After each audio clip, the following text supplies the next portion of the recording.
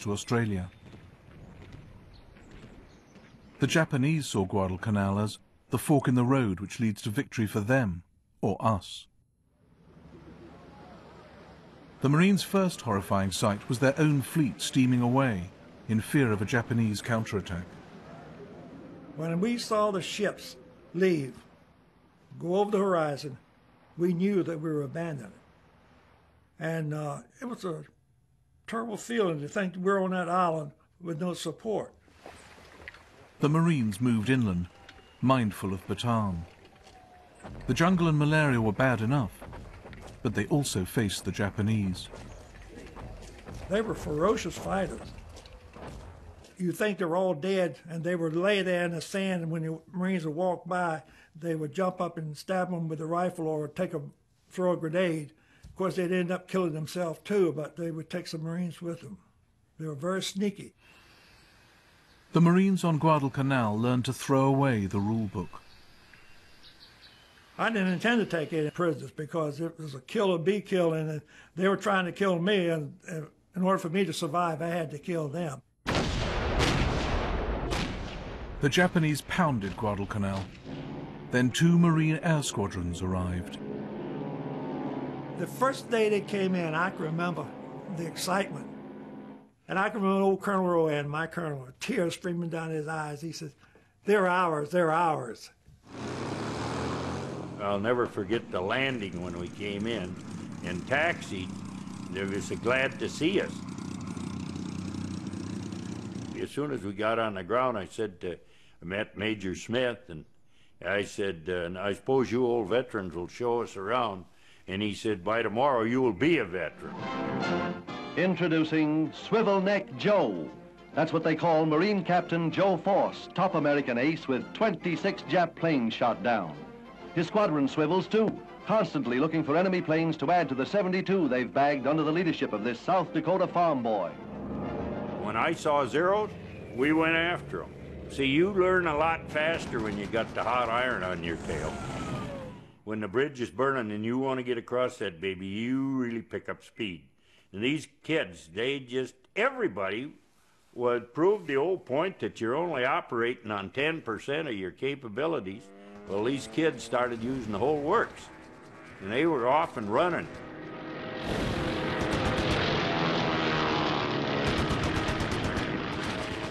Light shipping, we went after that. Very few supplies ever got to the island. Everyone that I met had the same thought in mind, and that's we're going to win. But the Japanese had also landed west of Guadalcanal in New Guinea. Prime targets were the harbours at Milne Bay and Port Moresby. The Japanese were now just 400 miles from Australia.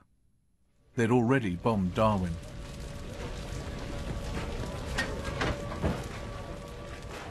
For some of the Allies, the fight was personal.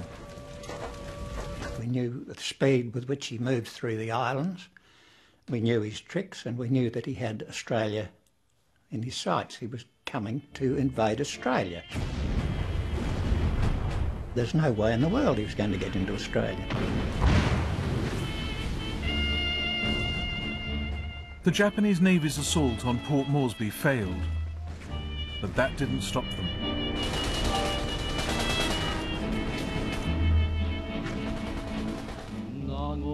No one thought the Japanese would approach Port Moresby the way they now did, overland across the Owen Stanley Mountains.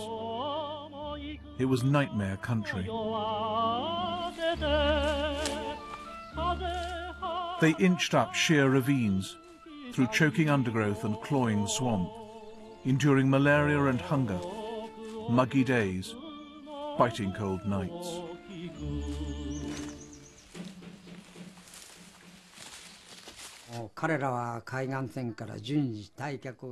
The Australian troops had moved inland from the coast and gathered at Kokoda. Kokoda is on high ground, and that is where the Australians made their stand.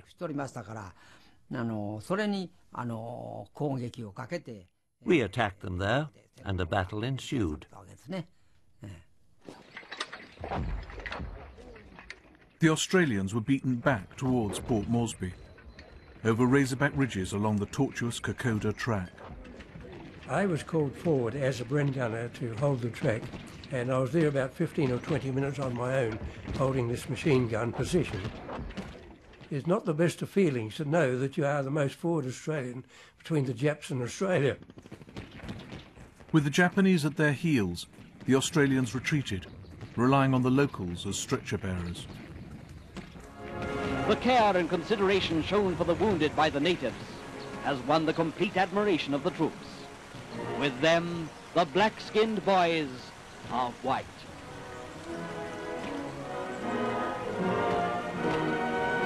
The Fuzzy Wuzzy Angels were the native boys of New Guinea. They didn't have any time for the Japanese, and they were so gentle that this is the nickname our boys gave them, the Fuzzy Wuzzy Angels, because they were the only ones that could bring them out. It was terrible terrain.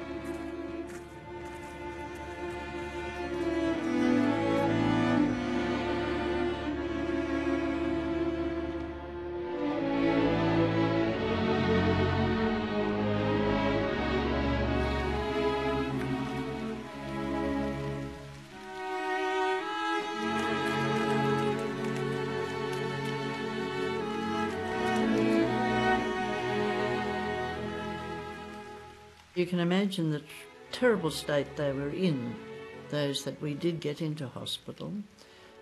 We virtually had to cut their clothes off them. They hadn't been out of them for weeks on end, and they were stiff with mud and dirt, and the smell was shocking.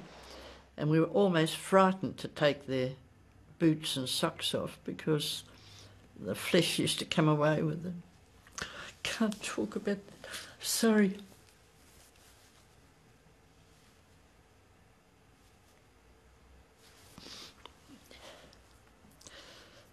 It's awful, isn't it, when it comes back to you like that?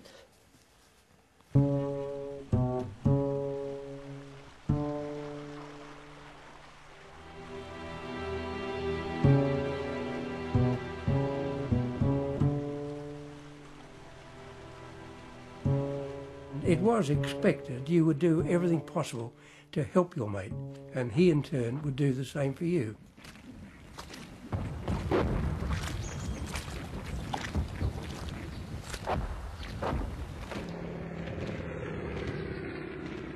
With increasing control of the skies, the Allies could drop in food and munitions. But Japanese supply lines were stretched to breaking point.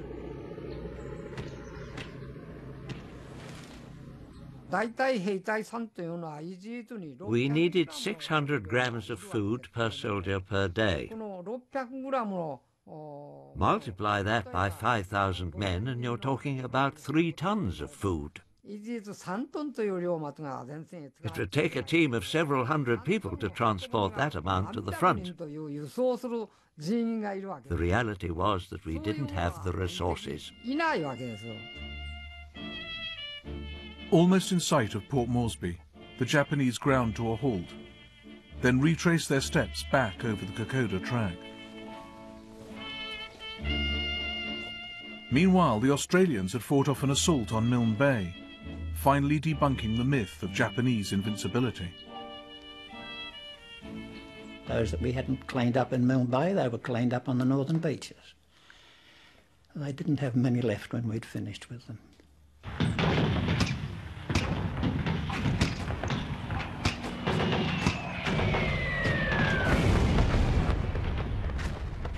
The advancing Allies saw sights which taught them tough lessons.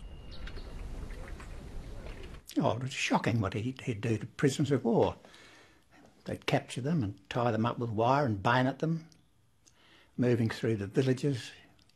The native women weren't spared, they were raped and mutilated. I mean, it wasn't just a question of sating their lust. I mean, they mutilated them for no reason at all. We did think of the Japanese basically as animals. It was a war without rules. Possibly that's the best way to describe it, because it was a case of kill or be killed. We didn't